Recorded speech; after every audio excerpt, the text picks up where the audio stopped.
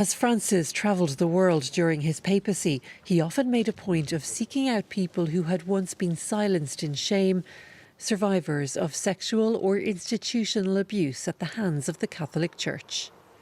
I have seen him almost cry with the stories I tell him about letters that I bring him about people that have been abused. And he is a man of action and he suffers.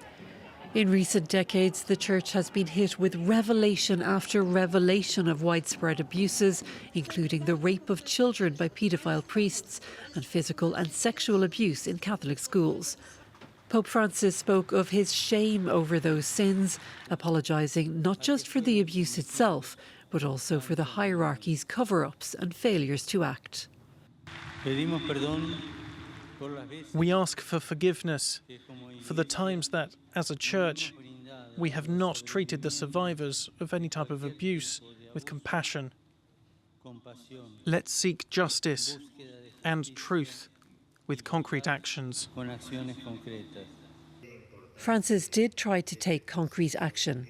In 2019, he introduced new laws on reporting abuse and reminded clerics of their duty to report to civil authorities, a huge change in dealing with crimes that had long been handled internally and shrouded in secrecy. I make a heartfelt appeal for an all-out battle against child sexual abuse and other types of child abuse, because these are abominable crimes that must be wiped off the face of the earth. In 2024, a commission on child abuse set up by Francis 10 years earlier published its first report. It said progress had been made in safeguarding children, but it warned there was still a culture of silence in some countries.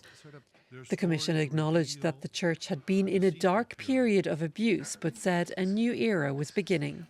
Accountability, care, and concern for victims is beginning to bring light to the darkness. Many survivors are sceptical. They say despite Francis's efforts, the Catholic Church is still not doing enough to make reparations and to protect vulnerable people. They warn that hundreds of accused clergymen remain in positions that put them in contact with children at risk. And they say in some cases the Vatican continues to favour abusers over their victims. Pope Francis once said he wanted to confront abusers with the wrath of God, but survivors say they're still seeking justice on earth.